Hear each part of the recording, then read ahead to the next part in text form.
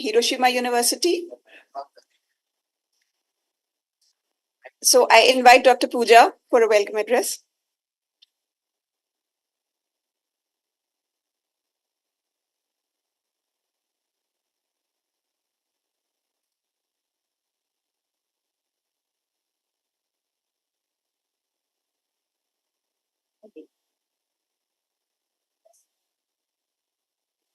So a very good morning to everybody. And once again, I would like to wish everybody a very happy Teachers' Day. It's a very auspicious day for all of us. And we are extremely happy to have Dr. Nouguchi from Hiroshima University in our campus. So Dr. Nouguchi is an associate professor at Hiroshima University and is also an academic researcher and is also a very avid person who has a lot of startups in Japan. He is also supporting a lot of companies in Japan and is working towards issue in biomedical in medical devices and cancer and a lot of other areas. So I think today, and also AI based cytoscopy examinations, etc. His main purpose of visit today to Amity University is to understand what we can do as a university with Hiroshima University in the areas where Dr. Nouguchi is interested in. He has a team of researchers and team of people with him in these companies, and he's also looking to provide job opportunities to students from the area of biotechnology and biosciences. And that is why he would also be interacting with our PhD scholars to give them an understanding of what these companies are doing. And I think that this would be a great opportunity to our students to explore the possibilities of job opportunities and research opportunities in Japan, not only in Hiroshima University, but all those companies and universities where Dr. Nouguchi is associated. Dr. Nouguchi holds a PhD degree in life sciences, and he was initially working in the area of drug discovery for neurodegenerative disorders, and then joined a strategic consultancy firm where he was involved as a venture investment supporting startups and developing new businesses and large corporations. And he's also been a part of Abbott, which is a global healthcare company. And with all these expertise, he now wants to explore to expand. He now looks forward to expand the possibility of collaborating with students and researchers from other countries as well.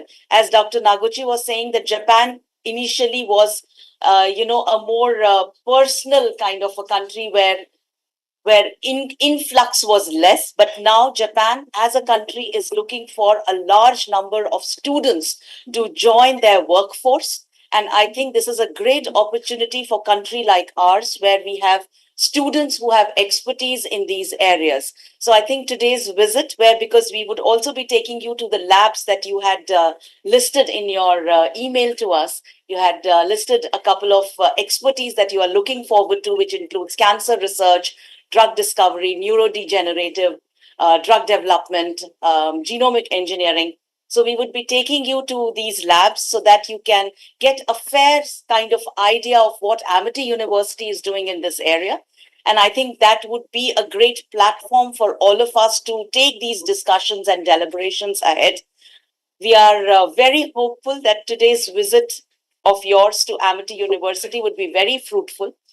And we would be doing a lot, in collaborative areas, not only in research, but also as job opportunity possibilities to our students.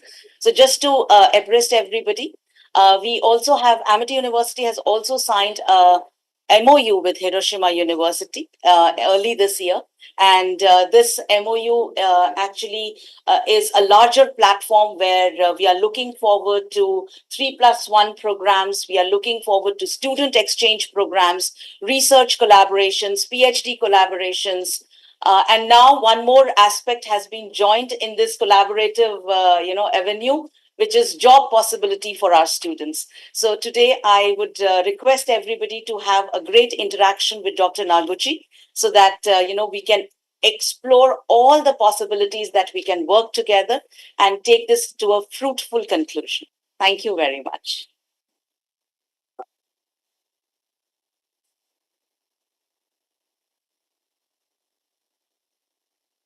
Thank you, Dr. Pooja. Now I request Professor Dr. Sunita Ratan, Dean, Science, Faculty of Science and Technology, and Director, Amity School of Applied Sciences, to give a presentation on Amity.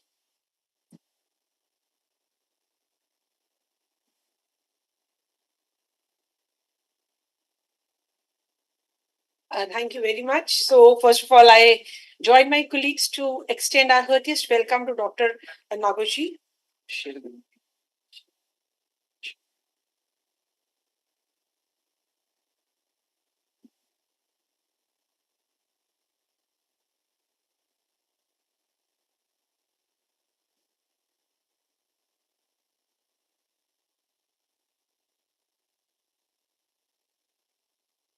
So, I would be just giving you a brief of our Amity universe. That is Amity Education Group, which is actually headed by our Honorable Founder President. And his aim is nation building through philanthropy, education, and research. And he took a step with a very strong mission that when God pushes somebody, inspires somebody, leads somebody, no power in the world can stop such a person. And we can see that how the Amity has grown in the past few years because of this mission or his statement. Then Chancellor of Amity University are Dr. Atul Chauhan, Chancellor Amity University, and his philosophy is that he is into creating centers for thought leadership. Along with the academic excellence, he is creating centers of thought leadership where faculty, scientists, and brilliant students can explore and expand the frontiers of knowledge.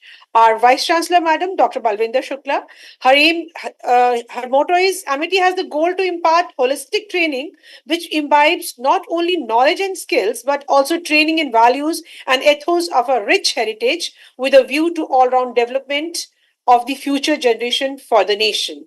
And this comes very handy when we say that our main philosophy of Amity is modernity blends with tradition.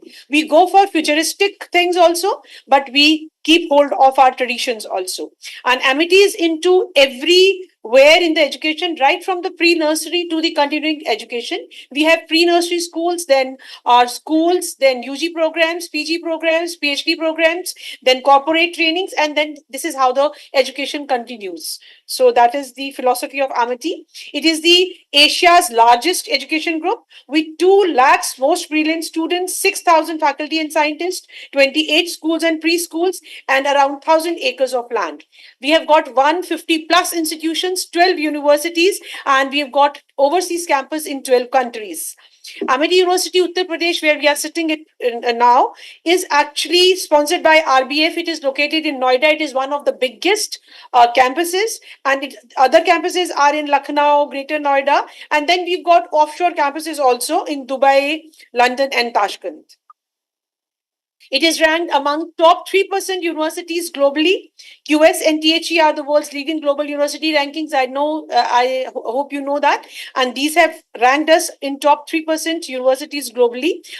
If NIRF, this is our national ranking, our government's ranking. And overall, we are at 49 university wise. As an institution we are given 49 ranking, at a university 32, and some of our institutions, they are much above that. For example, pharmacy 22, engineering 30, management 29, research 47. India's only university with the highest US and UK accreditation. It's not that we are accredited by the national bodies, we are also accredited by the international bodies like WASC and QAA. And other program level accreditations, these are the accreditations where we are ranking ourselves in the globally, but we've got other where the institutions are separately ranked, and we have IET, UNWTO for tourism. Then we have got Royal Institute of Chartered Conveyors. We are also ranked by project management, or we are accredited by the Institute of Chartered Accountants, Association of Chartered Certified. So number of UK and US accreditations are already there with the Amity for various institutions as well. When we talk about the intellectual capital, 150 plus Amity Research Fellows are there. We've got 40 plus Ramalingam Swami Ramanujan Welcome Trust and Inspire Fellows. Actually, these are the very prestigious fellowships which are given by the government to the meritorious researchers. And this is a tough competition, but we could get 40 plus Ramalingam and Ramanujan Fellows. 300 honorary and adjunct professors from all over the globe. Research collaborations with 170 plus government bodies and corporates, research collaborations with 500 plus scientists from 150 global universities. India's number one ranked not-for-profit private university. When it comes to only private university, we are number one. We've got 350 plus diverse disciplines, 80 institutions, 400 plus career-oriented programs, 17 faculty of studies, 35 research centers. If you can see the faculties of studies, we've got every field except the medical. If you can see, we've got agriculture, applied arts, business management, law, everything. But we are also having some of the very unique programs. For example, we have got avionics, we have got defense programs, we have got environmental programs, the futuristic ones, click chemistry. These are some of the futuristic programs where we are working neurosciences, neuropsychology. Then we've got cancer research areas which are very much aligned with your areas. Then we have got future focused programs, avionics.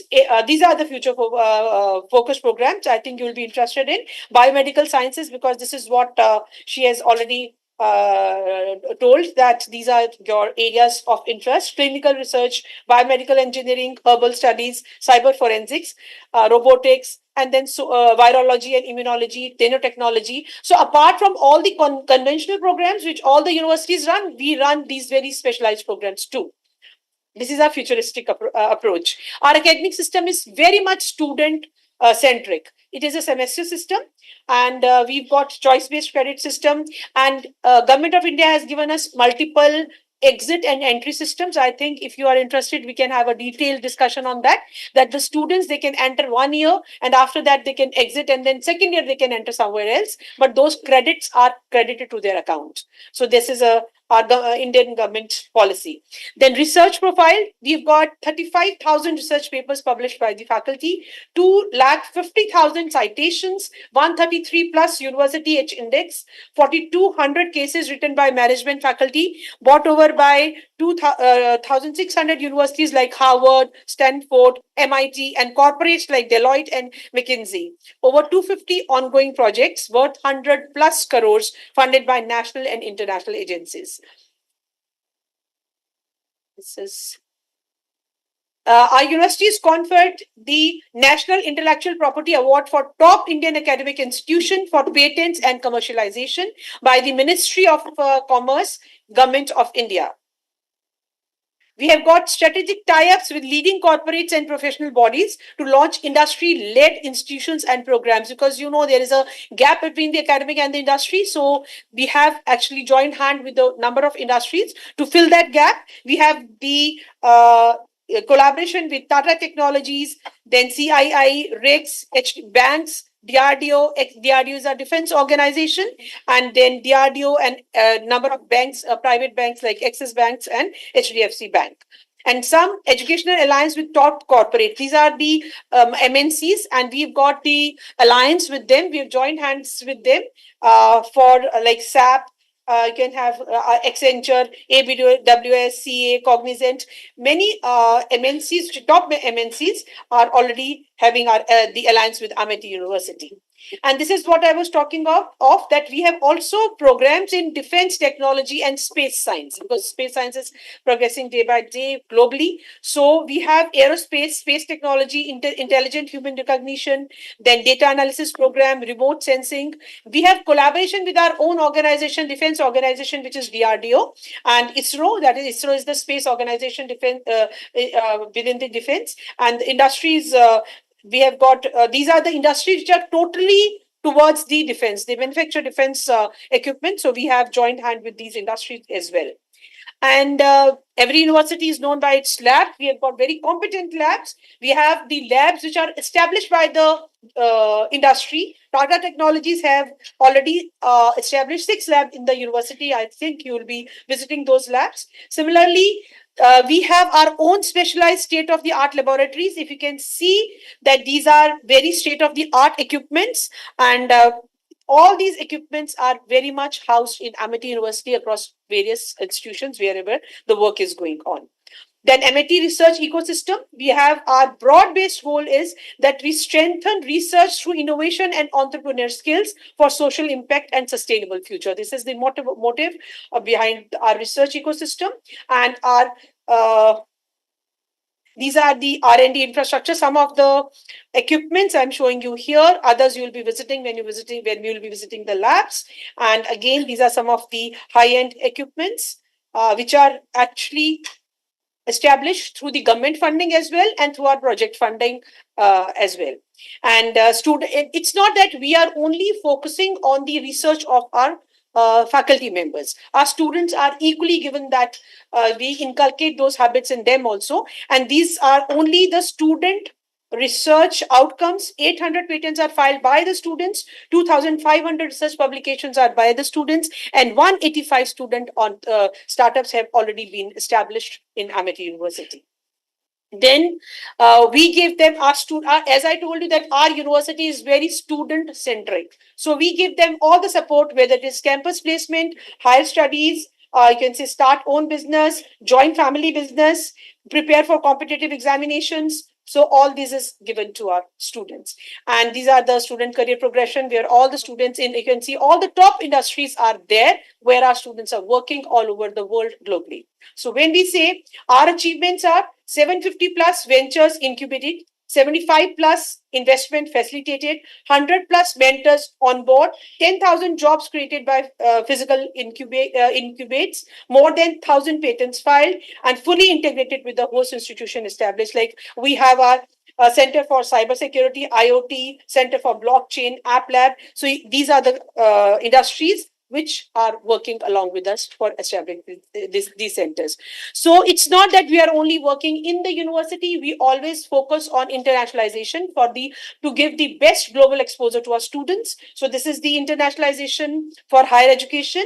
We have number of programs, for example, global study program, study abroad programs, 3-continent programs. These have got different policies, different regulations. For example, if you say study abroad programs, while the student is doing their program here, they can go for 4 to 6 weeks and they can do some work. For example, as you are looking for all these, the students for 4 or 6 weeks, they can join your university and they can go work there. So that is the study abroad program. Then we have got 3-continent program. One semester they do here, another semester they do in another country, third semester they do in another country. So these are the programs where your program can fit in and we can work on these lines.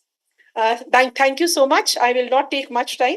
I think you have got a glimpse of the university. Rest you'll take when you'll visit the university. Thank you so much.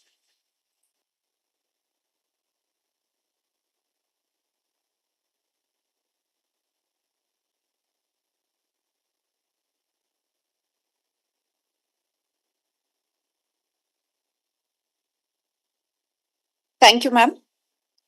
Now I request Dr. B.C. Das, Dean, Faculty of Health and Allied Sciences. And Dr. B.C. Das specializes in stem cell research, and he's won numerous awards and honors in cancer research. Over to you, sir.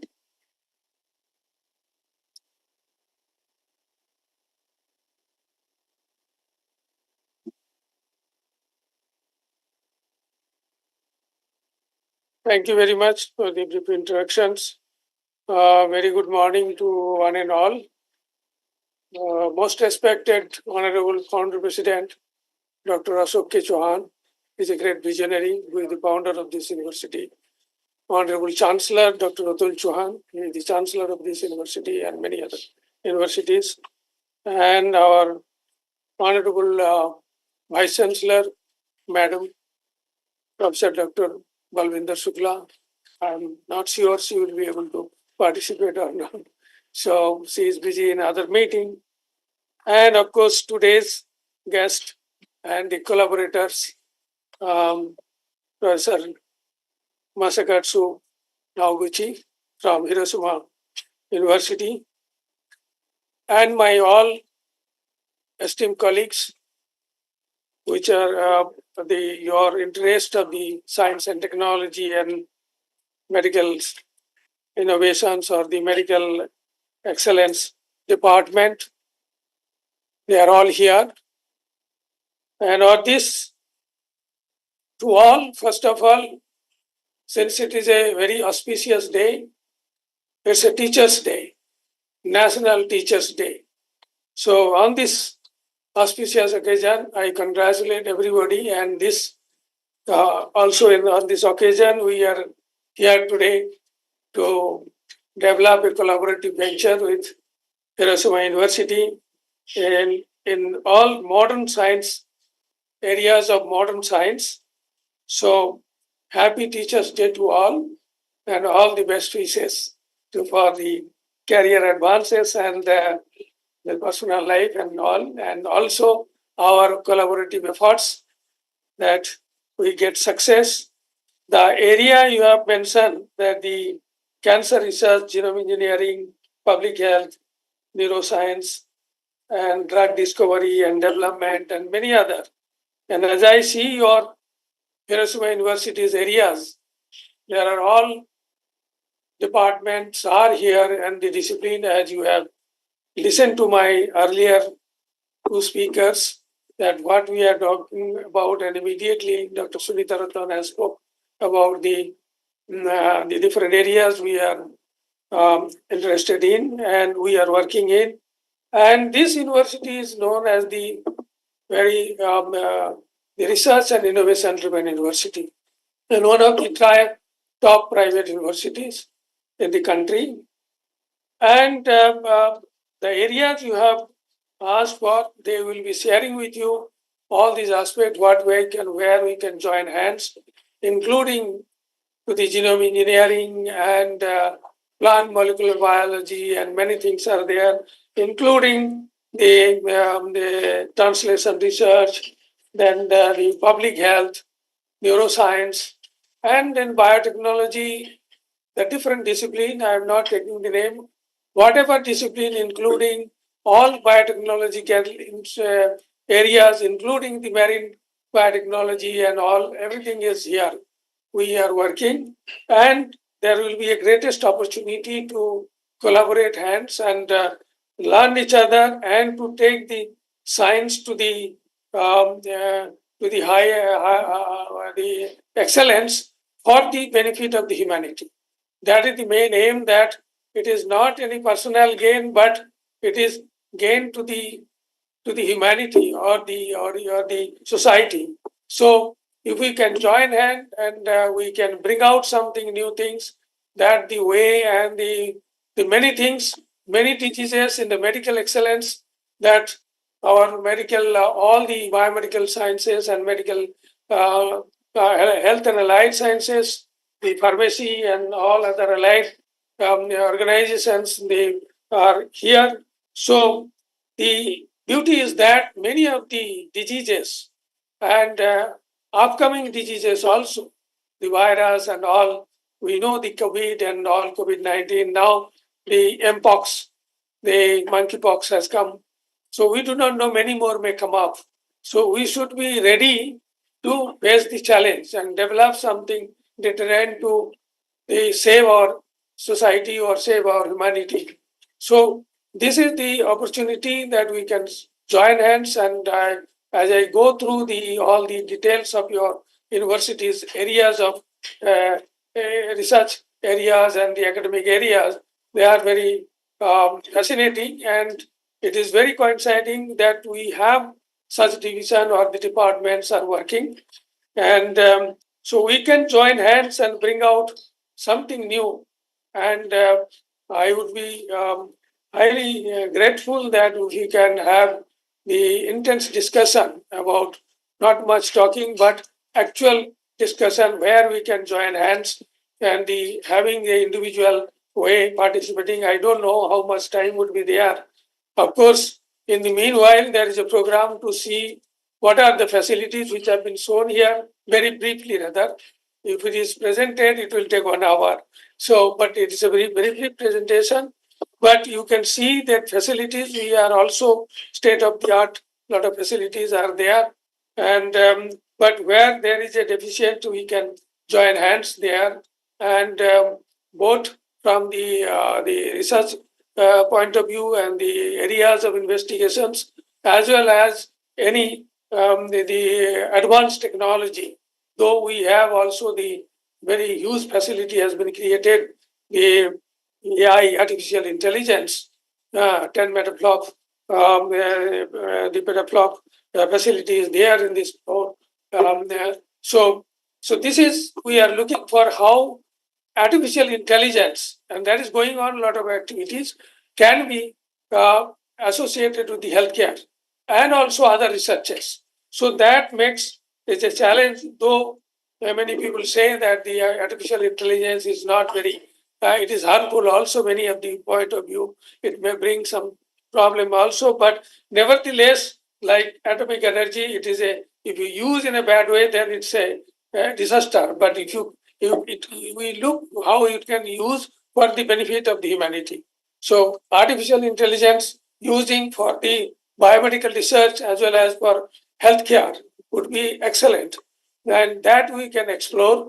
So, and I don't see your organizations there, must be there, because from Japan, the IPSC was the Nobel Prize gone to the Amanaka. So we use the Amanaka mix to do the so we very much, I wanted very much, when he got the Nobel Prize that year, I was in Delhi University, I was trying best and for continuously for 3-4 years to bring him to India and talked. And I would see that if we can bring him now also through you, so your help, so that makes a lot of inspiration to the young generation, students and young faculty. So that will be a great, and this, there is a excellent facility we have developed for the stem cell. We are doing IPSC using Amanaka's formula and all, and we are in the cancer stem cells and how the cancer stem cell can be sensitized, and there are also drug development in that directions, and many of the also there are lot of which we are good at it, that development of the drugs from the herbal drugs, from the herbal sources. As you know, in China, got the Nobel Prize with the artemisinin and all. So this is a attempts here. There are several people working on that, how that herbal products or the natural products can be used to develop the new drugs. As you know, a lot of cancer drugs are derived from the herbal sources, like paclitaxels and all. There are many more. So this is, I would not extend very much, and then I would welcome once again to Amity University, and we will go around and see. It's a huge university, and it's a universe we call, because we have more than 13 universities in the country and 17 or 18 campuses abroad, including a 175-acre the constructed building, that was a medical college or hospital. So that is converted that we have as a global research hub coming up in New York, and many more other the countries abroad. We have the presence. So both for the academics as well as research. An academic part, I think Dr. Pooja has elaborated perhaps, but otherwise we will discuss that what are the academic program we can draw out from the 3+1 what you have mentioned. So, and that the national the organization, the university research the what is called the University Grants Commission. So they have now opened up the door that you can collaborate 2+2, 3+1, or any type of, and then exchange program, student exchange program, PhD student exchange program. And we have one important program that no other university in India has, that we can have our co-guide, external co-guide we call it. It's a almost must that you need to have co-guide from any part of the country or the world. So that helps us that our students can go briefly for 6 months or a year and do their work, and once part of the work can be done in abroad, and they can come back, and the guide can be taken from any of the countries from abroad, from China, from Japan, and you can be guide from many students here, and then we can have the joint publication, joint patents, and we are champion in the patent you have listened to it in India. We have more than 2,000 patents and almost 50 products, or the technology has been transferred to the industry. So it was initially just patenting and approved patents and all, but then filing and proving. But now it has been taken the initiative to commercialize it. So these are a few of the aspects. We can join hands, and we can, and I expect that you have come alone, but that's great. But then you will be bring it the other faculty in the different discipline that we'll be talking, that cancer or neuroscience or public health or biotechnology. So so that would be a great, so that we can also have a joint. For that, I think you have come alone, and many are here. So it can be first one thing discussion today, which I propose that we can have a joint workshop that we can see conveniently in this year or the beginning of the next year. So we can plan a joint workshop so that your team of people, these scientists in a different areas that you are interested, they can come, and or we can go there, or they can come here. So then we can mutually discuss how it is feasible. So then it will be great one to one. One can discuss and draw out the program and the research program. That will be a great thing. First hand, we will discuss here, but then later on we can have a workshop, joint workshop for the medical innovation or medical excellence or biomedical excellence in the field of all these areas that we are interested in. So that would be a great initiative, would be to make it fruitful. And in Amity, it is our honorable founder president's vision and all, but he looks into that. I do not know, he might be joining or might be listening on the but the thing is that he has established a outcome, that anything you do, MOU or any discussion, any conference, there should be some outcome that benefit to the organization and to the society. If it is to the organization, it will transmit to the society or humanity. So that is what, that we just meet and talk and all, and then it's finished. So that is not his vision. Is that there should be some outcome oriented. So we look forward that we are spending time. You have come all the way, and we want to join hands. So it should be some fruitful. Maybe initially in a small way, and then bigger way. So it will. That is what is the aim of the outcome, and there is a outcome officer also, director of outcome. He is not here.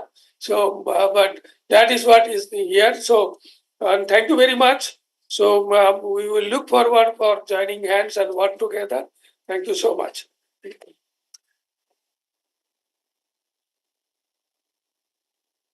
Thank you, sir.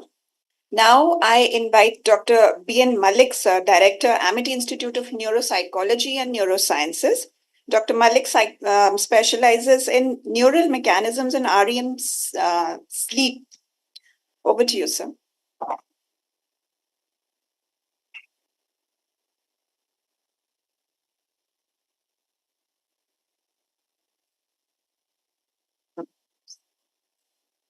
Hello, good morning, everybody.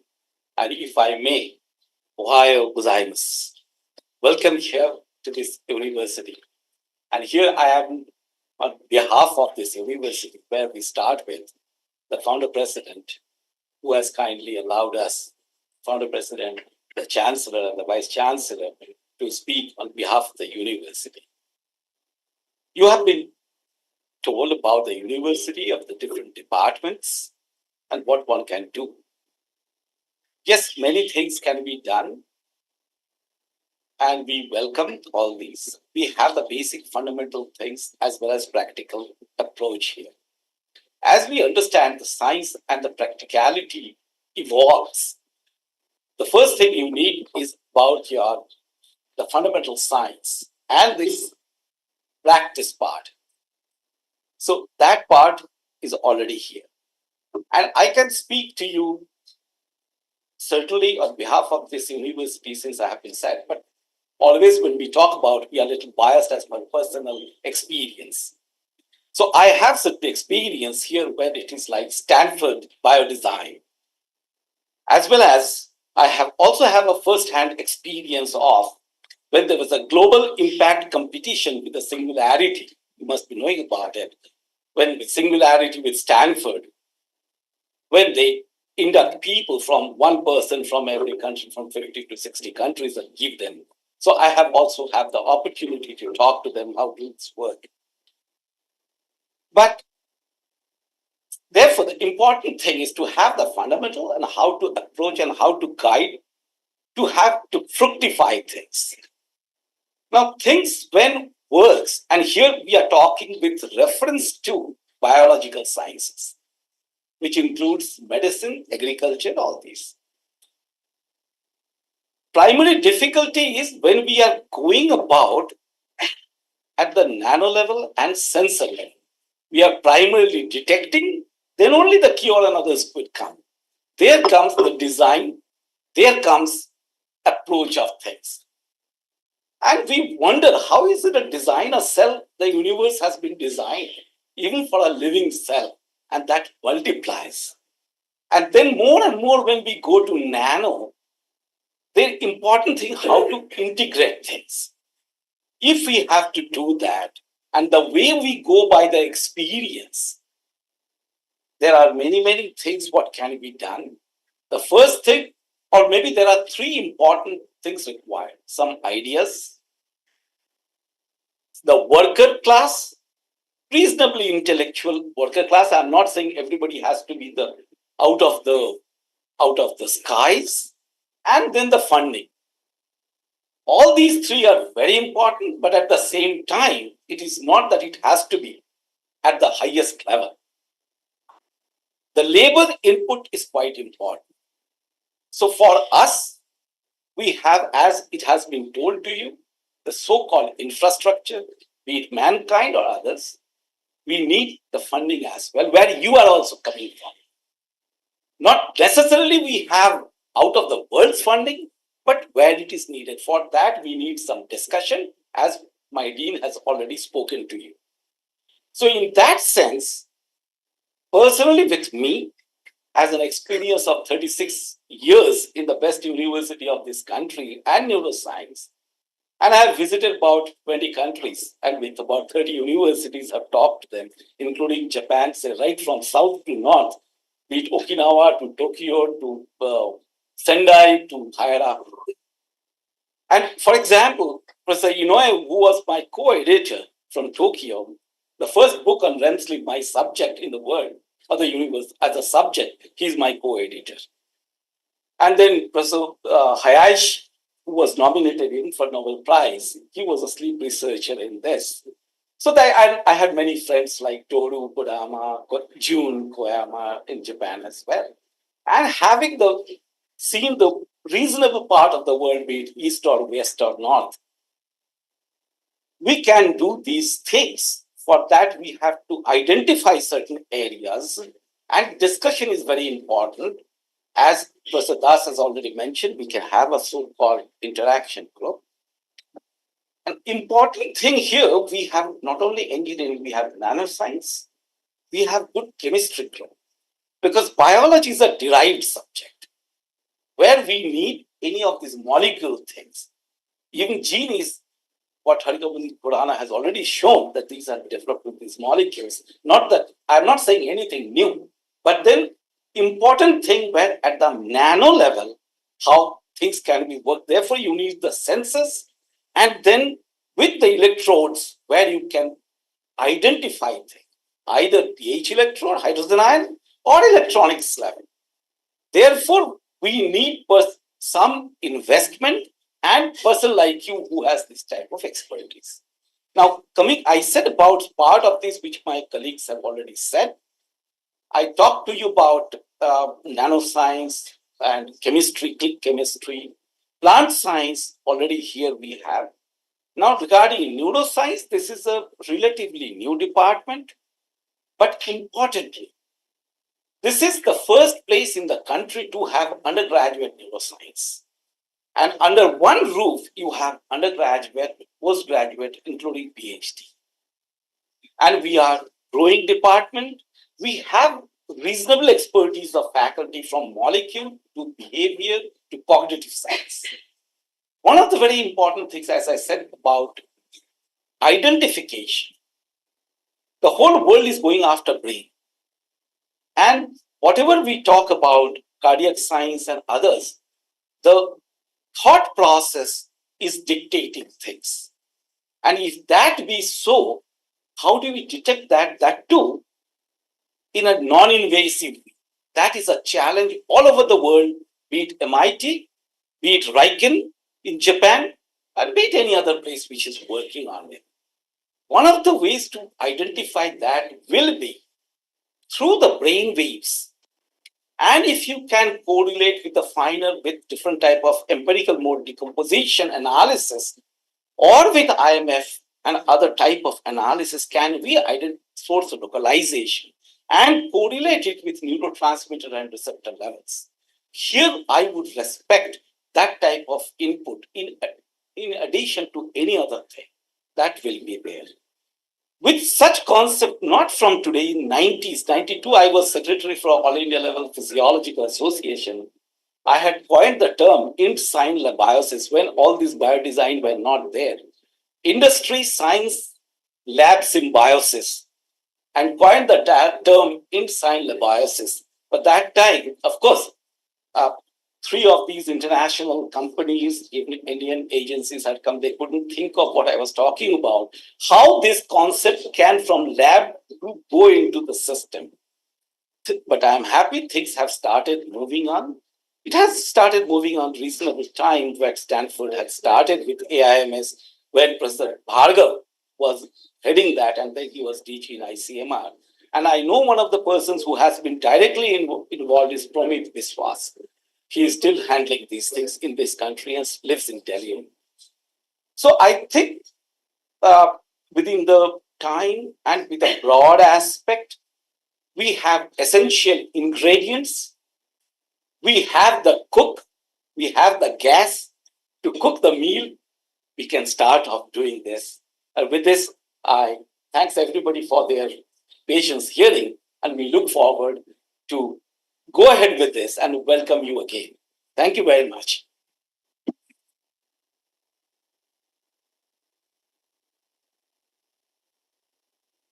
Thank you so much, sir.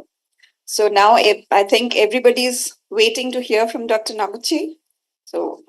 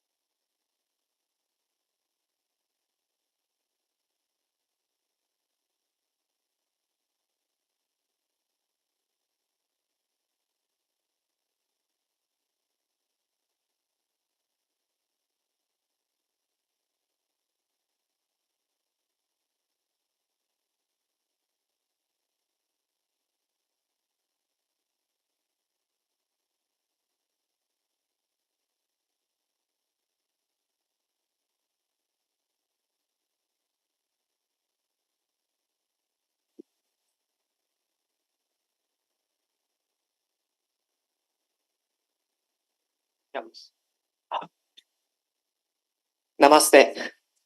Namaste. I'm very honored to come here and have a presentation. And my first friend from the overseas is Ash Ganji. He came from India, Mumbai, at the time Bombay. Yeah, and he is my first friend. And I talk with a lot of the Japanese manga was a comedy at the time. I was elementary school. and I keep in touch with friendship or during the university. After Japan, he went to the UK, and yeah, he goes to university. So I am very happy to come to here every time, and I remember his family, Ashu Ganji's family, and him. And today I would like to talk about the Hiroshima University, and also I do some other works. So I want to introduce to some other my challenge, and I want to find out the good collaboration opportunities.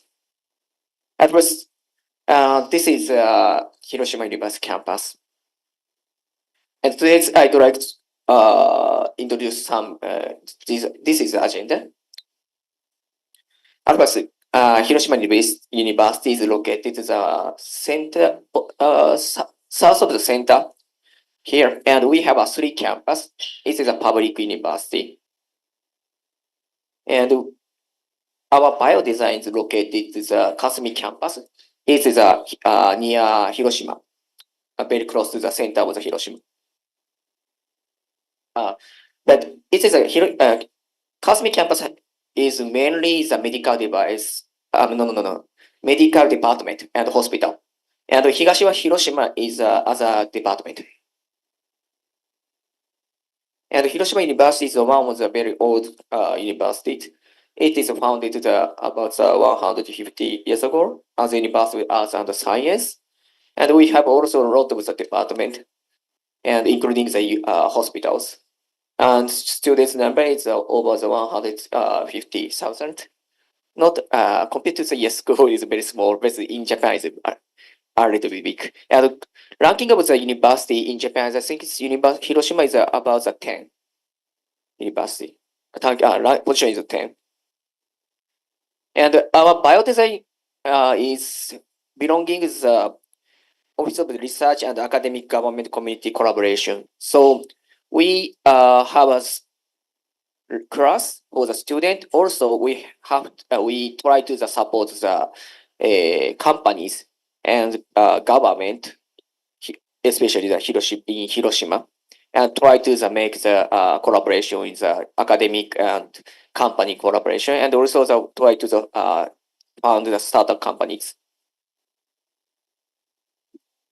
And at first, I'd like to talk about the biodesign. Biodesign is a process of focusing on the medical device. It is founded at Stanford, and most important thing is in the medical devices, it is depend on the doctor's technique. So usually, they think the need finding, it is the most important process. Need finding means at first we go to the hospital and try to find out the issues of the doctor's process, and we try to the good needs. It is 9% of the total process we use this time, and then we make the needs statement. Is what it means, what kind of medical devices we want to make, and also we go through this process and try to make the medical device. It is developed by Stanford at first. And this process is currently go to overseas the United States, and in India also Ames runs the biodesign process, and probably is the first other countries university among them. Ames also started a biodesign process. Currently is international biodesign process, they say. And also we have in Japan, whole university started the biodesign process. So currently we have a whole biodesign process in Japan, Tokyo University and also Tohoku, and also the Hiroshima University. And one of the differences with the Hiroshima University is a collaborative with India. Mostly other universities started from the Stanford University, but we at first collaborated with Ames, and we founded, we sent some members into Ames and ran the biodesign in India, and come back to the Hiroshima and open our biodesign process. Oh, sorry. It's very different. So we continue to keep the relationship with the Indian biodesign process. And this week I went to the AIMS and IIT. And currently we have 4 members.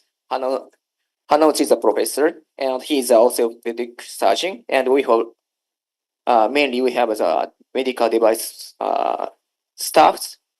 And our department focuses education and human resource development in biodesign and supports medical engineering collaboration and social implementation. Okay. It is my biodesign. And from here, I try to my story express. I'm sorry. Nice to meet you. My name is Masakastu. Please call me Masa. I'm an associate professor of the Hiroshima University, but my background is a little bit different. I studied biotechnology in Kyoto University. At the time, I studied cell cycle by using the C elegans or something, and try to find the mechanism pathway, and try solve the cancer or some other disorders. But after that, I joined the life science department, collaborate with the hospital, and study the neurodegenerative disorders, Parkinson, Alzheimer, ALS, because it's very miserable. I don't want to be such kinds of disorders. So I try to find the molecular mechanism of these disorders and make some medicine and diagnose tests. And at the time, final years, IBM PFD, inclusion body myopathy, frontal disorder, something. They're founded in the Europe, and we found this is our main target. We can solve these patients by using the drugs. So now these drugs became start company now in Kyoto University. But at the time, it is 50 years ago. There's a still startup company is not popular, and I want to make the drugs, but I asked my boss. He says that it takes over the 50 years ago. 50 years. It needs a lot of time. And I was a student, and at the time, 30 years old, was 29. I want to find out the more. I want to make the drugs more quickly, and I want to identify how to do that. So I want to change my position and go to the join the startup consulting firm, Dream Incubator. It's founded as a Boston consulting firm. It's 2 top consulting firm in Japan, McKinsey and Boston Consulting, and they focusing on the support the startup company.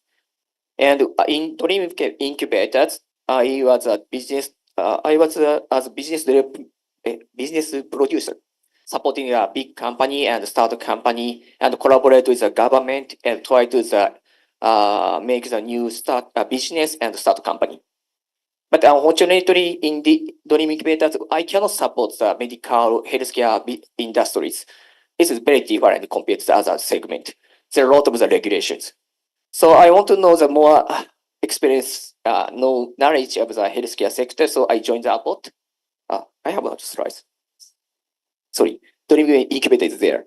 Dream Incubator is a consulting firm, and they has a branch in here, and they invest money into the India startup company now.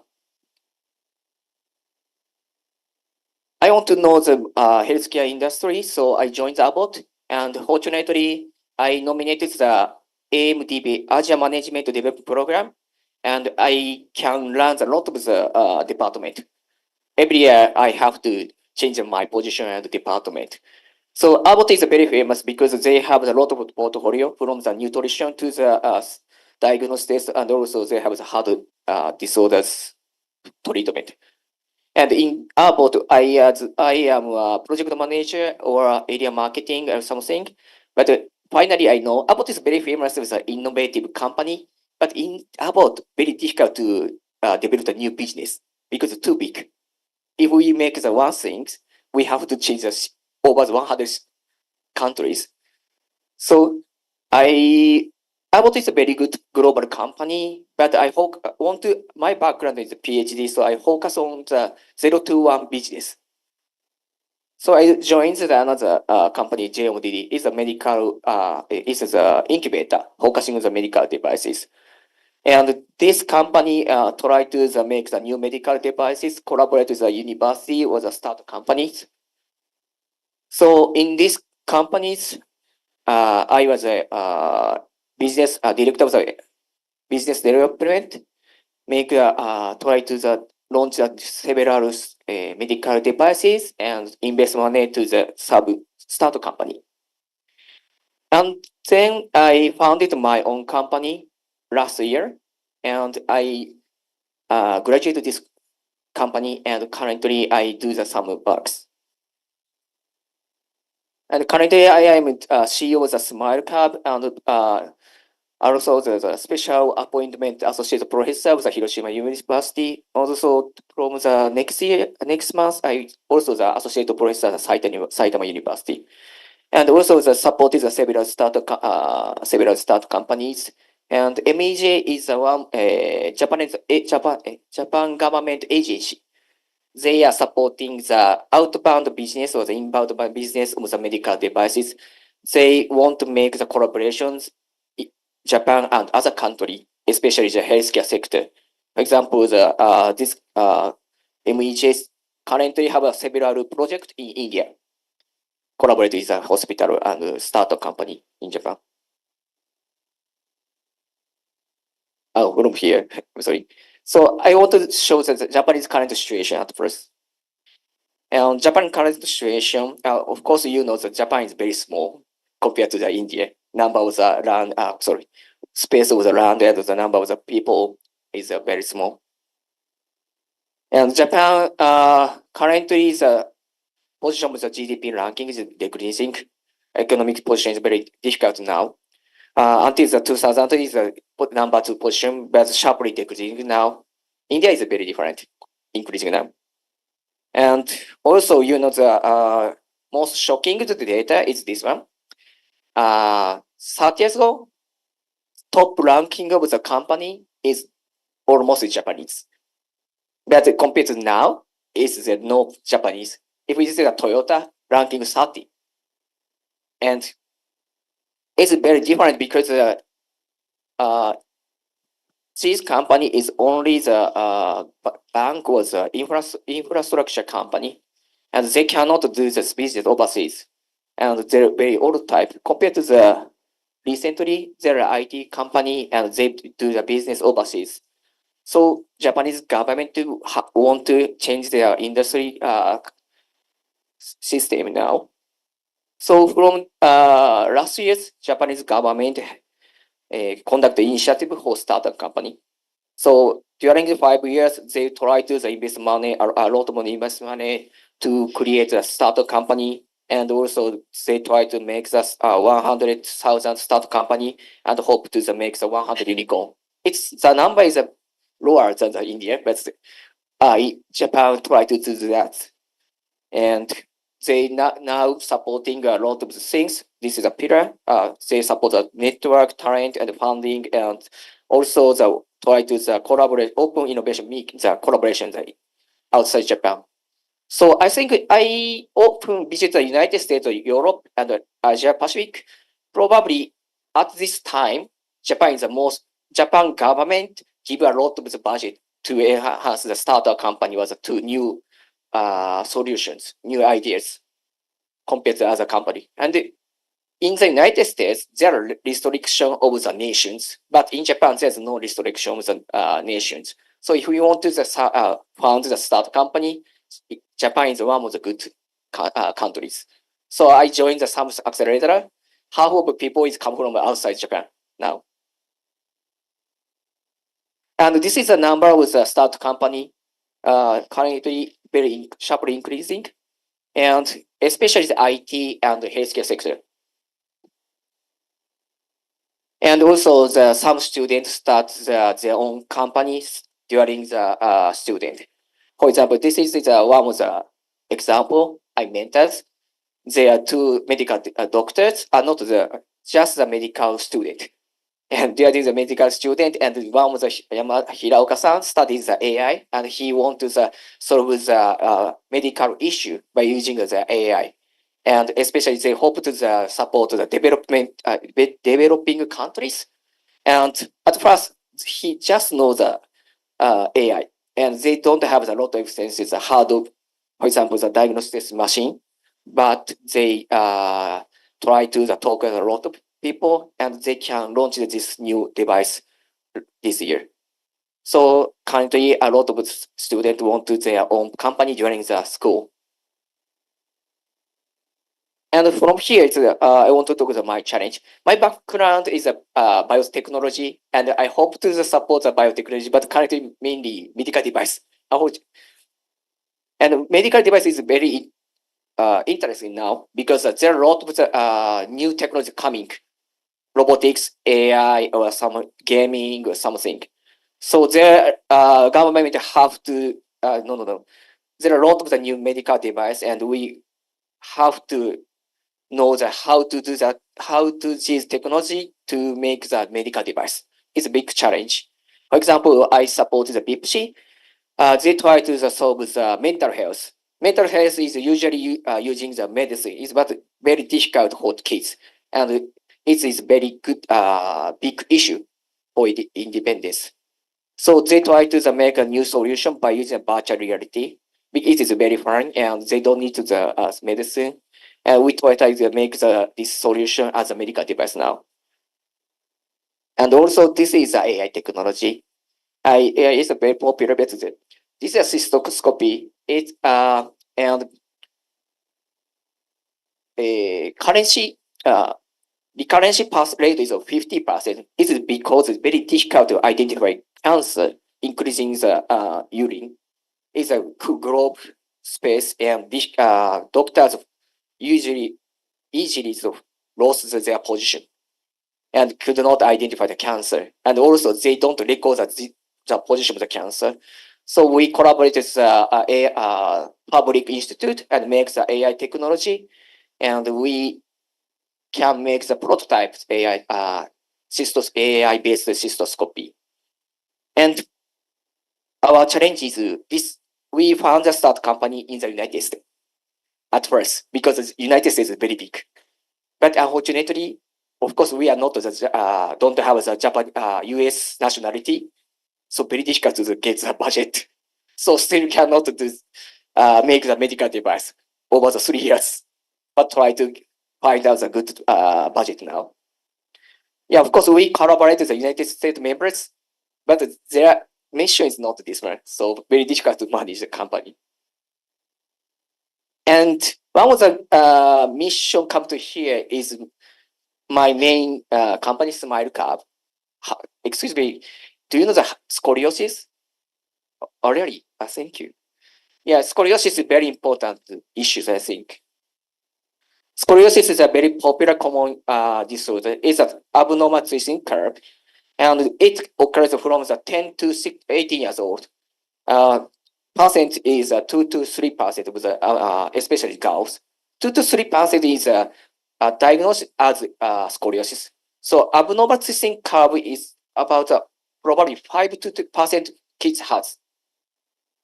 And this is, it cannot be detected by them by oneself. And it causes to the big issues of breathing or the back pains, or sometimes the risk of the death. And also in India, some associate or school try to conduct a school screening now.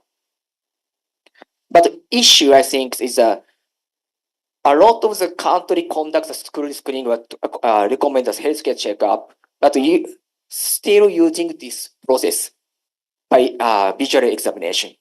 Visual examination is very, very difficult to identify the scores at early stage. And unfortunately, doctor cannot identify scoliosis. The number of surgical is increasing. For example, in United States, yearly 30,000 children has conducted surgical. It is very invasive, it's very expensive. But 10 years ago, US and Canada find out the breast stripping can be reduce the surgical risk. If we find that the scoliosis at early stage, children can be used the breast treatment, and the success rate is about the 19%. 90% means they don't need the surgical, but it have to find out the scoliosis at early stage. But there's no method for the early finding. Sorry, so we try to make the new technology by using the Japanese unique methodology, Moare, and also the new 3D scanners technology. And by using these two technology, we are trying the new screen test now. This is my prototype. We make the by using a 3D scanner, we take the 3D data and evaluate the difference of the body surface and can be evaluate the scoliosis situation without X-ray. We have launched these systems 4 years ago, and we already conduct the school screening in Japan over the 150,000 children every year. So we hope to expand our solution out in not only in Japan, and of course outside Japan. And I want to come to here and collaborate with the AIMS and to expand, localize this device and hope to solve the children in India. So I talk about mainly today talk about the medical device, but my background is biotechnology, and also I supported the several start company. We collaborate with the Japanese agency. So of course I want to something do in neuroscience or the biotechnology region, and Hiroshima University has a good relationship here. So we hope to make some new collaboration as the next step. Thank you very much. Dhanyavad.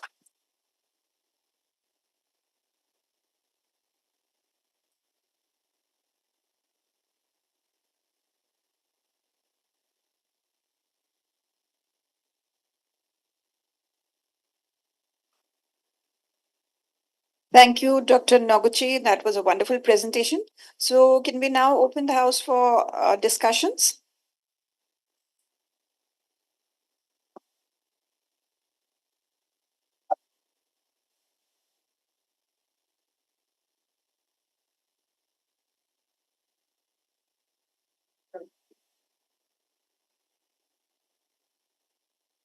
I think now we can discuss individually who can come first.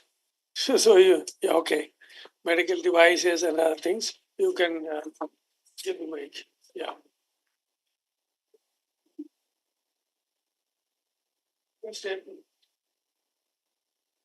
So, good morning and welcome to Amity University.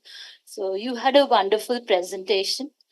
And I'm Professor Deepshika Pandekatare, Deputy Director of Amity Institute of Biotechnology and also heading Center for Medical Biotechnology. So, immediately as you were presenting, I got interested when you're talking of medical devices. Now, I just wanted two clarification, like, are you focused on scoliosis or you're open to the different type of medical devices and other approaches when it comes to research, like in Hiroshima University as well as your startup? So if I have that clarity, then I can discuss about the same. Thank you very much. So in Hiroshima University, biodesign not focus on the scoliosis. It's just a biodesign process. So we are willing to support a lot of the medical devices, and but in SmileCub, my own company, we focus on scoliosis because it's easy to get some money from the venture capital, focusing on the specific regions. Yeah.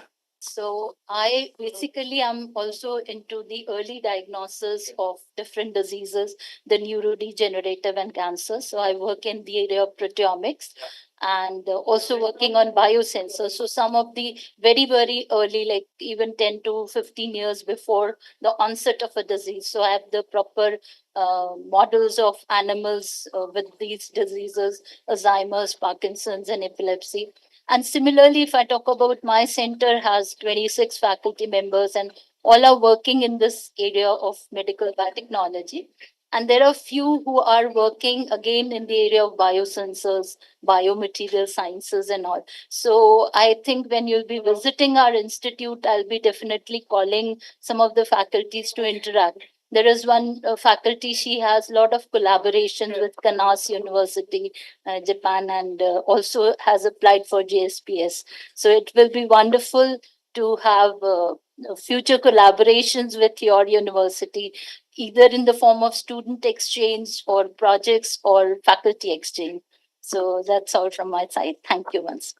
Thank you very much. Hiroshima University has a biotechnology research center, so please come to Hiroshima University as the exchange student.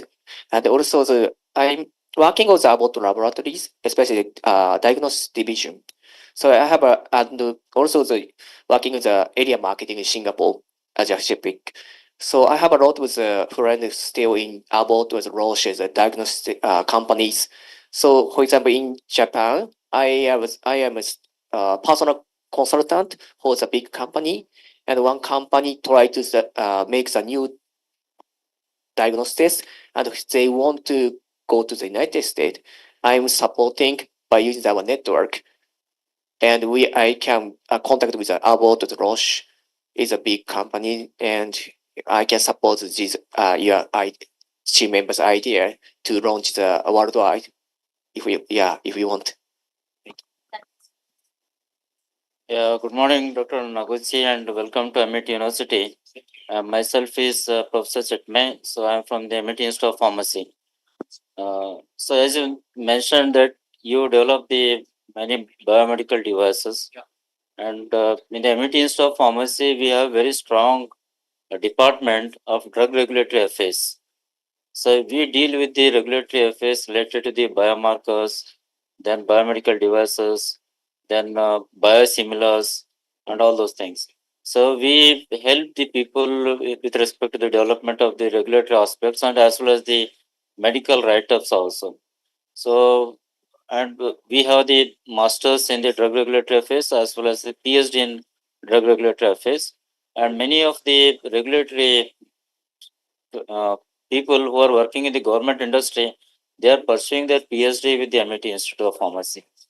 So there is a good scope for the collaboration because you develop the devices, but you may have the challenge in bringing the devices into the India. So we can collaborate together, and then we can help you in developing and in to follow the policies and the procedures of bringing those medical devices or biosimilars or biomarkers into the Indian market. So we can collaborate over there. Thank you so much. Thank you. Thank you very much. So healthcare sector is very different compared to the other sectors because there is a regulation, reimbursement, quality, and the regulation of the product. So regulatory is very important, and especially the not medical device is follow the United States regulation, but the regenerative disorders, regenerative products recently, of course, we have IPS, so we make a lot of the regulation advanced to the United States. But so I think we should but Japanese regulation usually don't not difficult to go outside. So we hope to collaborate with other countries, especially India, and we try to know each other and should make the global standard of something. Yeah. So where we have around 12 master students every year, they come in and they do the research projects based on these regulatory aspects of the different countries and as well as different continents also. And we also study more about the Japanese regulatory system with respect to the permission to get the products into the market. So there's a good scope for the collaboration, and we hope to have some good collaboration with you and help you, and you help us. So by that way, we can go ahead. Thank you so much. Thank you so much.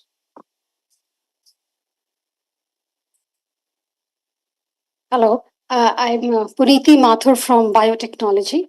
So there's a Center for Computational Biology and Bioinformatics in biotechnology, where there are faculty members who are involved in developing AI, as you've said, for scoliosis. You've developed a software for detection of scoliosis at an early stage.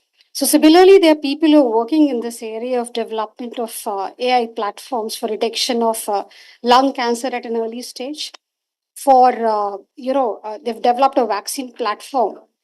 There's also a faculty member who's working on IVF related, in vitro fertilization related issues. So all kinds of things like pre-implantation failures, things like that. So they've developed again a tool for this, and they've also done a technology transfer for that in India itself. So I think these kind of things could be of interest to you, and these faculty members can be discussing with you how to take, like, they can show their technologies to you, and then we can see how this can be taken further, right?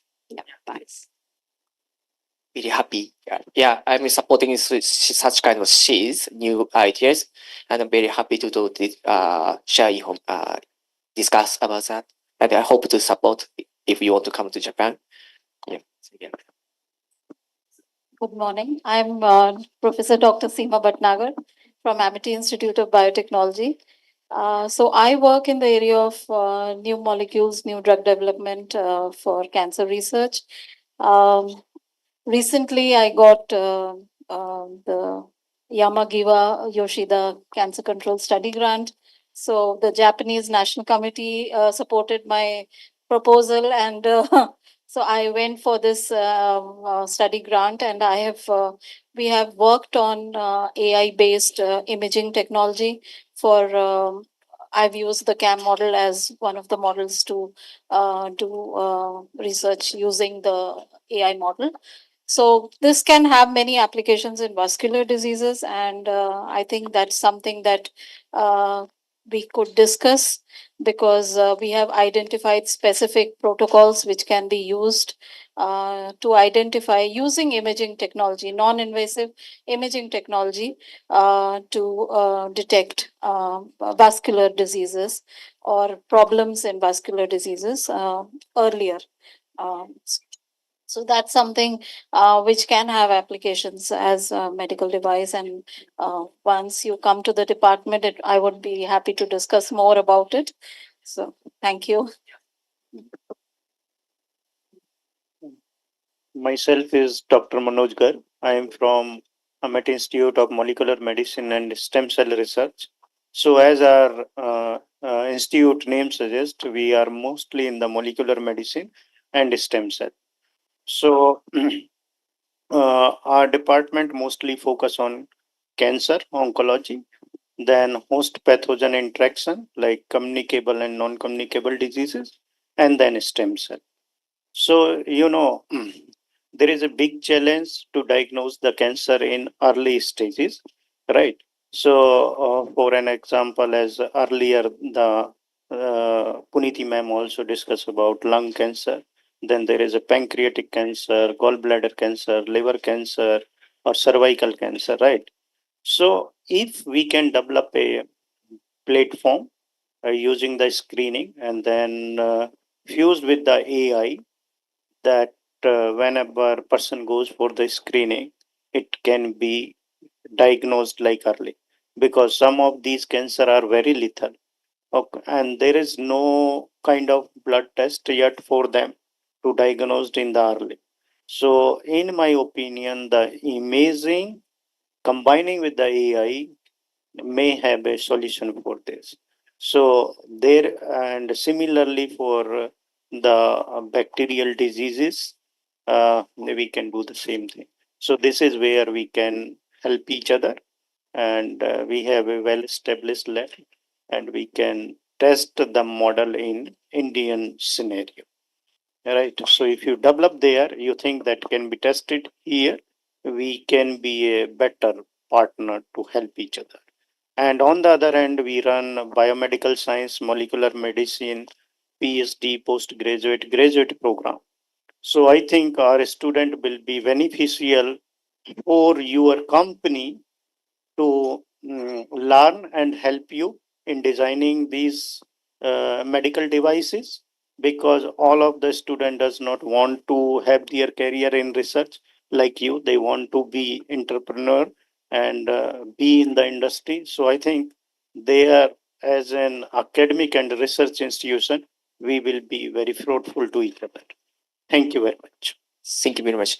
So, for example, Abbott is a very big diagnostics man, but they are developed a new cancer market in Japan because Japan is a big market of the cancer drug. So it's you should there are two options: go to the United States, but Japan also is very good, and there are the R&D center of Abbott in Japan. So I'm willing to the anytime introduce your idea to the Abbott head research center in Japan, and also imaging system is very famous in Japan. So there are a lot of the collaborator. So if we want to, I can introduce these companies too. Thank you. Right. Thank you. You want to speak or let them complete? Yeah. So hello. So we have already met. My colleagues have already spoken about biotechnology. We also have nanotechnology here. So there is no representative of Amity Institute of Nanotechnology, but we will call them for the dedicated, discussion that we will have in after lunch. And we also have another department, which is Amity Institute of Nanomedicine. They are also working extensively on, devices. Right. So I think they can also be part of. You can also call the click yes, chemistry. click. Chemistry. Yes, so virology and also click chemistry. Click chemistry would be better. Yes, we will be inviting them also so that there can be a more extensive discussion after lunch so that we can, earmark what are those areas where we have expertise and you would like to, participate. So then I think that can take, we do not, it's better to start with dedicated issues that both of us are interested in and then take it forward and from there we can always expand. Yeah. So Mallika, Hi. Thank you, Professor Naguchi, for the wonderful talk and introduction. so welcome back home. Thank you, sir. When did you reach? So 3rd June. Okay. Yeah, I came back. Great. Yeah. Yeah, hi. So actually, I am a neurodevelopmental biologist by training, and those disorders which affect early neurodevelopment, like autism spectrum disorder, are my primary area of interest. One thing which I was interested in pursuing was attention-based selective tasks, which are performed by toddlers. And so that because a pre-diagnostic tool for disorders like ASD is still not available. So attention, especially with eye gaze and saccades, eye movement and all, with the help of machine learning, can we build a predictive tool based on human population data? And the second part would be biosensors. And since we use mouse models and fish models, zebrafish models at AIN and currently which we are building at our department here, so we could also give the support of wet lab pre-diagnostic, validation or screening of the tools. If we can do it with the mouse, then we could be happy to collaborate and learn from you. Yeah. Hello, Yeah. I'm Anvesha and I'm a Ramanujam Fellow in the Institute of Neurosciences. So, in your talk, I have seen that in your team you have an ophthalmologist. So, I was just wondering because my area of expertise is in retinal diseases, especially retinitis pigmentosa, and we have some interesting results. So, I was just thinking of exploring that platform. If you can build up some devices that you can actually make the cells of the retina as artificial photosensors that can possibly help the patients suffering from inherited retinal diseases. So that is an area that I would love to discuss and explore with you. Okay, thank you. Anybody else there? No. You want to add anything now? No. Okay. So I would add, my colleague Dr. Garg was telling that I didn't talk when I talk about the institute. So there is a strong group, almost 15 people are very senior scientists are working on cancer. So all major cancers, there is cervix, breast, oral, liver, then prostate, and ovarian cancer, gallbladder cancer, So that's a very interesting. You said that because the AI addition for a diagnostic and also for healthcare. So cystoscopy is a very painful, yeah, and it's not very easy to diagnose things. But for the cancers, like he works on the pancreatic cancer, which is very dangerous cancer, and lifespan is only few months only. So such cancer is highly quite prevalent in India now. So it is many of the cancer like your the stomach cancer is very common in Japan. Here also there are some pockets of India. India is huge. So like northeast region or Assam and J&K, Jammu and Kashmir and all, where the esophageal cancer and stomach cancer is very high. So we have quite good prevalence of stomach cancer. So it is important to see when you have some experts through online or through workshop. So they, because your area is a little different, so it's a biodesign and development of the products and all. So if it is in the academic line for device and many other discovery in the cancer diagnosis or other disease diagnosis, so that would be a great to collaborate and to have, if we can know who are on the job there. So those who are in the different discipline working. So then it would be a great thing. So that's all. Thank you. So.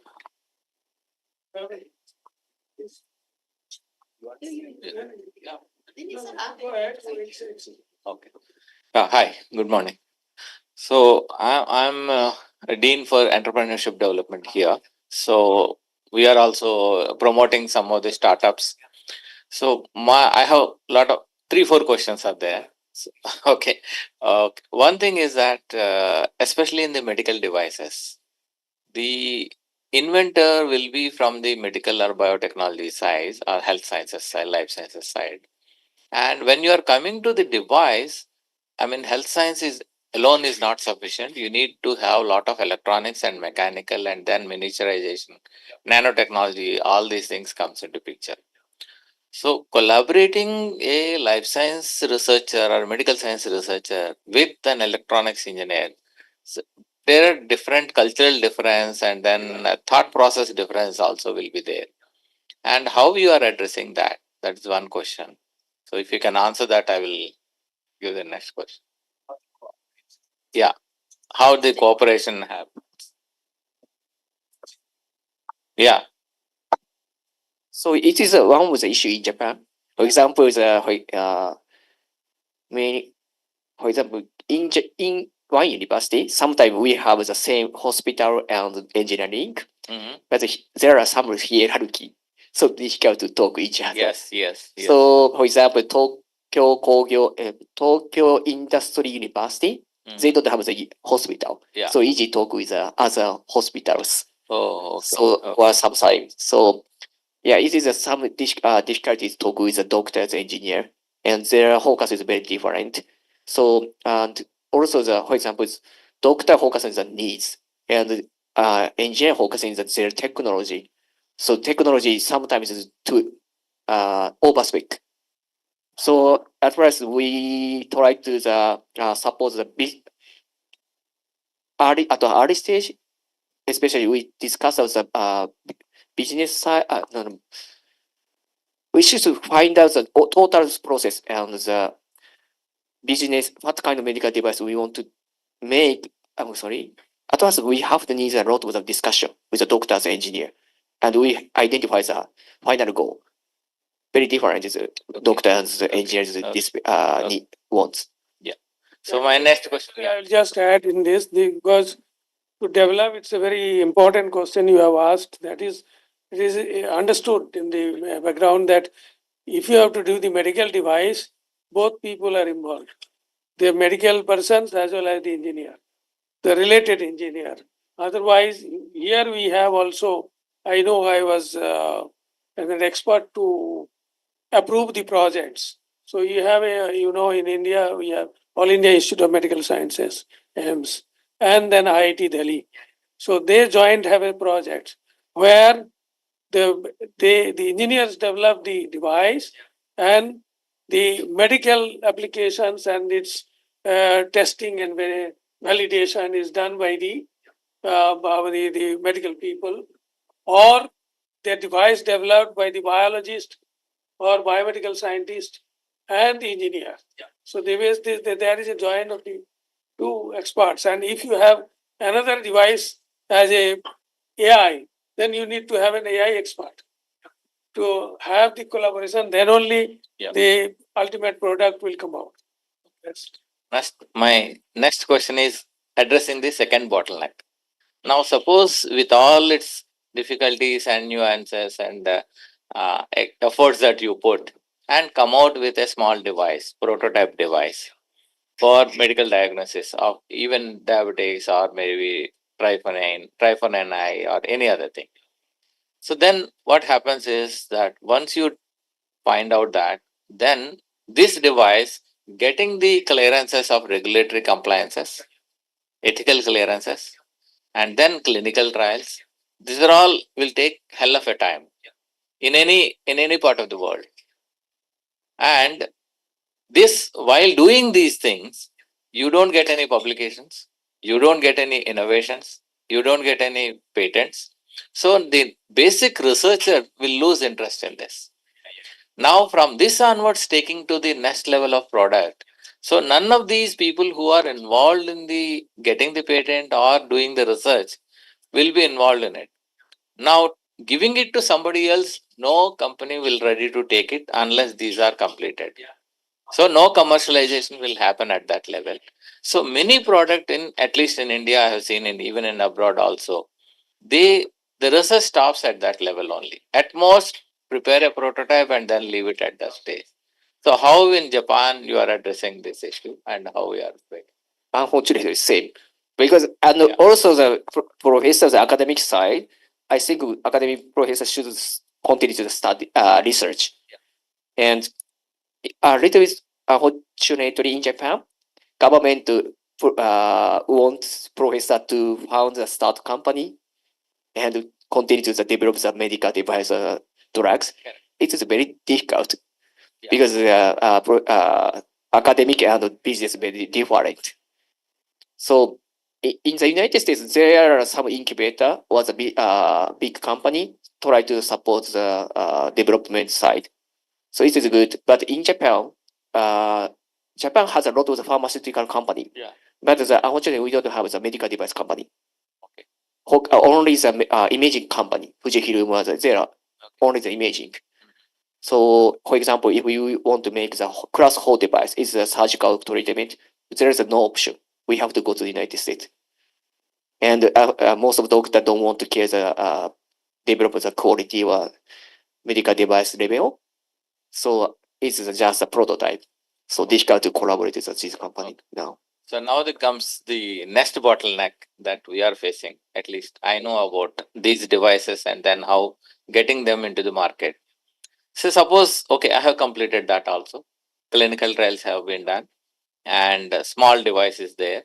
So now there are two things. Either I can transfer the technology to some of the big giants, okay, big companies, or I can promote some of the startup by identifying some students who are into this. These are the two approaches. Normally, any university or any technologist follow this. But in both the cases, what happens? If you take the first case, by just for the purpose of getting this, okay, as a challenge, they will buy for peanuts by giving some small amount of technology transfer to this and then put it in the shelf. They don't want to use it because of the competition that they want. They don't want to, because this innovation, whatever the device is there, should not hamper their mainline product of that company. So that's why they will buy it and then leave it at that stage and they don't do further. Or alternatively, if I identify a startup and because it is a startup, they don't have any expansion and only this product is there, the number of pieces that he can sell or the number of market size will be so low that this margin, whatever he is getting, the startup company, it is might not be self-sustained. So that is another bottleneck I have seen in some of the startups in India at least. So how in Japan, especially your startup, is making money with these devices or coming into break even? I think that is the same situation, of course. And the big company, if so, at first we should decide the exit plan.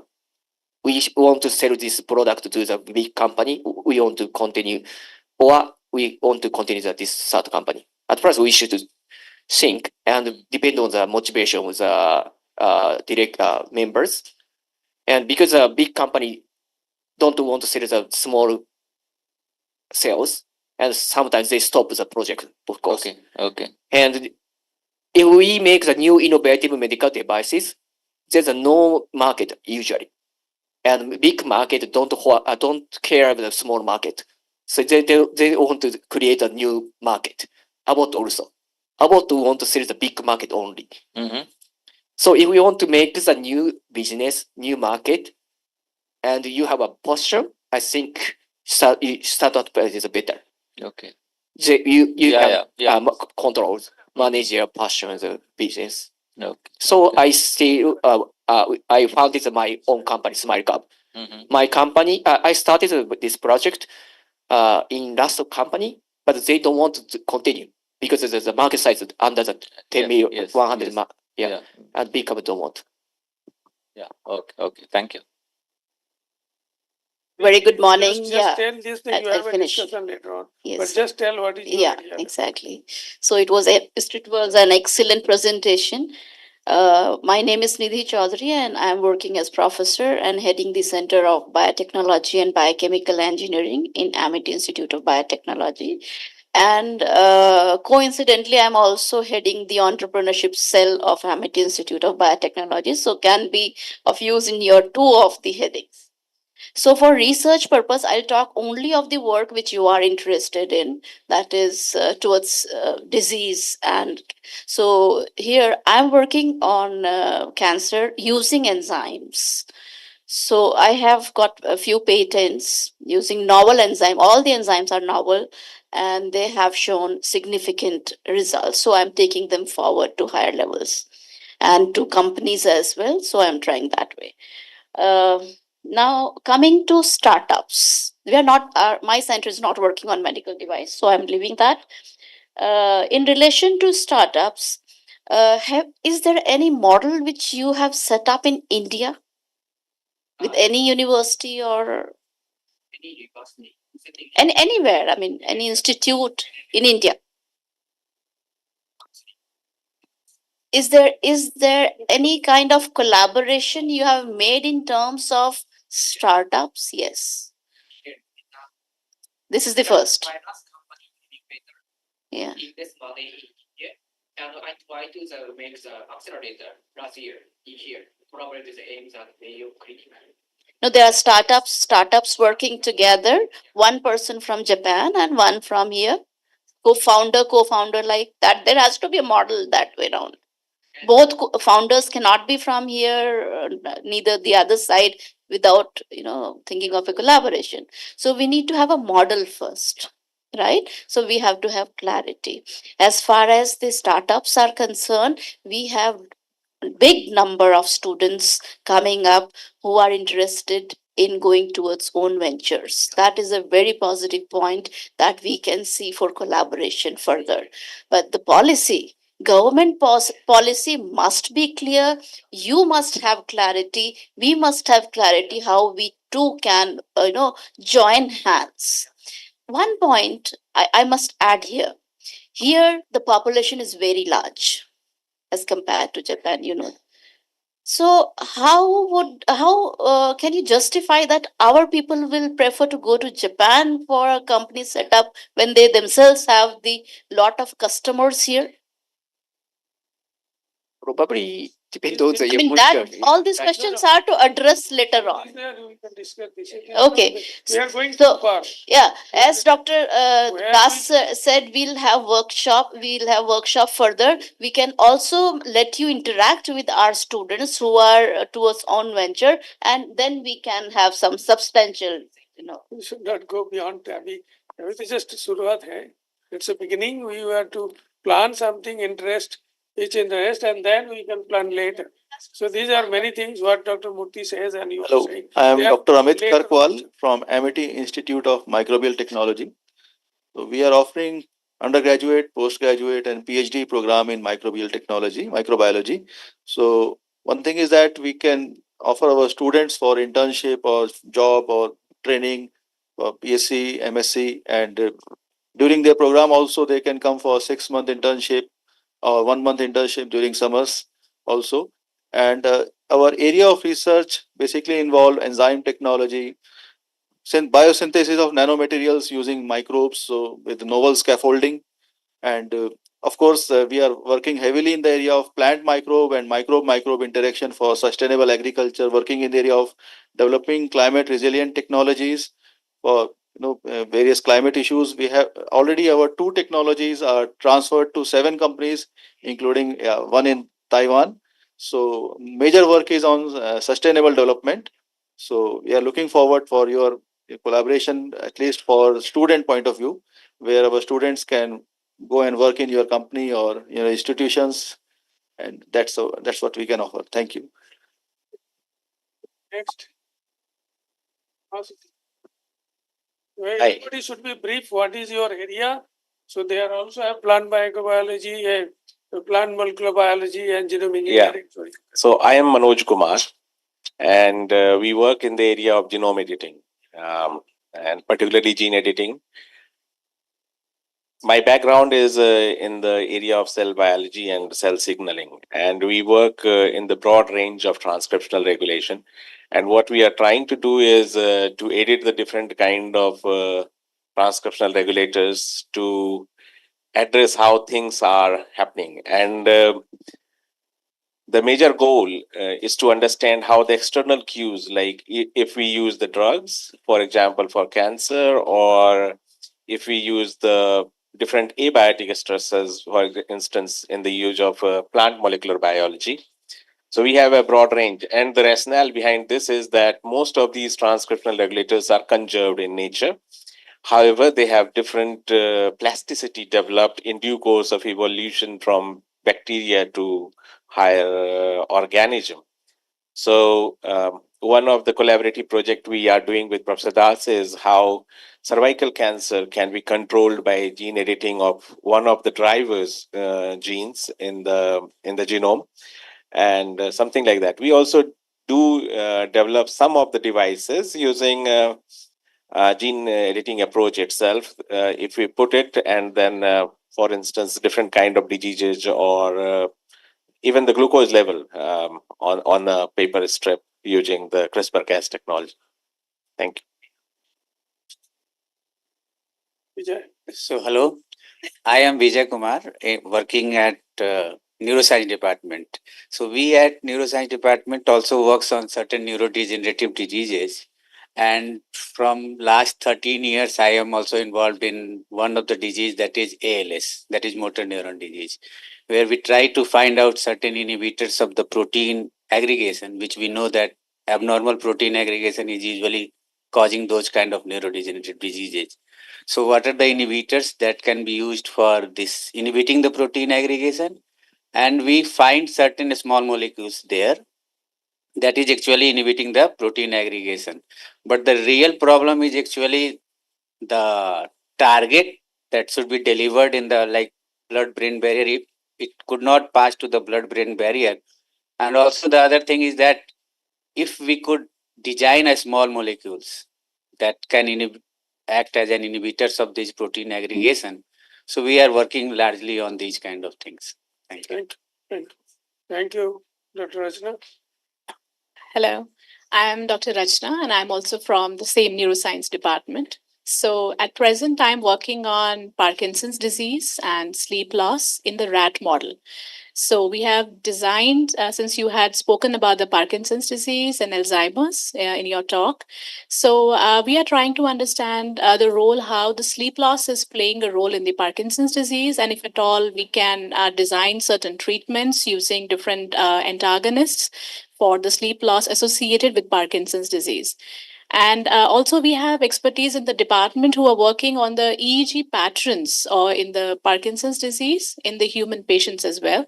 So, since these disorders, I think previously they were all associated with the old age, but now they are also occurring even in the younger age, if we can see for the PD and AD models. So, if we can design certain, we can have certain detection models for the earlier based on certain chemical detections in the blood or through certain devices. An early detection method can be designed for neurodegenerative disorders. I would be very happy to discuss and collaborate. Thank you. Thank you. Here is a public health, Dr. Sajina. Hello. Welcome to Amity. My name is Dr. Shazina. I'm a clinician and a public health expert by training. Currently, we are initiating a project on how retinal scans can help with early screening of CVDs, cardiovascular diseases. We are aiming at a population of 35 onwards because that is when the presbyopia sets in, and that is when people go in for, their eye checkups, etc. So that can be a routine screening tool, and perhaps when we have enough data set, we can apply the AI model to it for better screening. So that is what we are initiating now. Thank you. Dr. Sanas. Also in public health. Thank you very much. First of all, welcome. I am Dr. Shanawaz from MT Institute of Public Health and Hospital Administration. But I am, with the background of statistics, I am particularly working in the areas of population health, particularly the emergence of NCDs and the various factors on the various levels, macro and micro level. So in that we are working, and like I was very interested in one of the areas on which you are working is the management of depression using VR. So in India, particularly the population of elderly is increasing very fastly. So I think that area we can have something, because still the data collection and also information on the elderly people are less in the India. And in the Japan, it is a quite big problem. And since you are dealing with it since last a long time, so that's why we can do in that. And it's of course the depression and mental health situation is very severe among the elderly particularly. Thank you. Is a part of the global disease burden study. Is also part of that. Okay. Yeah, hello. Welcome to Amity. I'm Dr. Pallavi Joshi, and I'm a part of the Public Health Institute here. And my area of research is mainly occupational and environmental health. So I'm looking into climate change stressors, air pollution markers on and their impact on human population, specifically females and children. So, thank you for expressing interest in interacting with the public health faculty, because the kind of sensors that you are creating and the AI technology is a game changer in community level prevalence estimation. So, the kind of devices that you've created for sclerosis detection, probably those can be like modified. For estimating some human level impact, human biological impact in human bodies from climate stressors like heat and air pollution. So probably we would be interested to know what the costing mechanism is for using these technologies, for using them at mass scale population level studies. Yeah, and I'm also a collaborative researcher at Research Institute for Humanity and Nature, Kyoto, Japan. So I was in Japan last week, and I closely escaped the typhoon that was coming. Yeah, so I just came back last week from Kyoto. Yeah. Thank you. Thank you. So if anybody wants to participate, no. Okay. Thank you. So we come to an end now. So Dr. Pooja, so what is the program now? Yes, so now so now because it's 12, after the vote of thanks and felicitations, we will be taking the Okay. for a lab visit. So we will have the vote of thanks and felicitation. Yes, vote of thanks and felicitation. And after, yes, first, exactly. We do that, and then I have another meeting also. Yes, and after lunch, there will be a dedicated discussion in J3. Yes. So,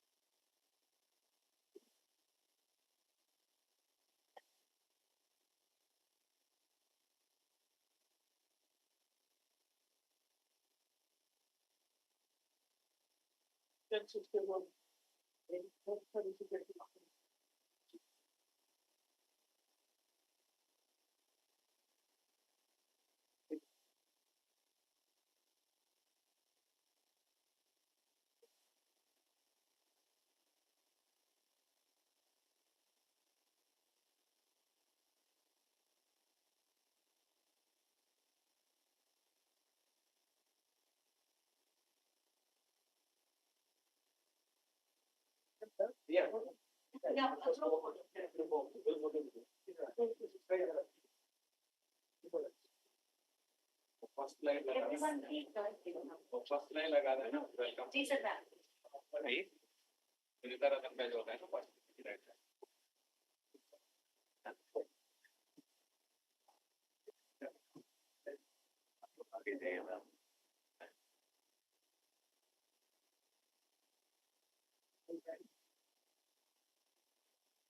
Can also come to the photo.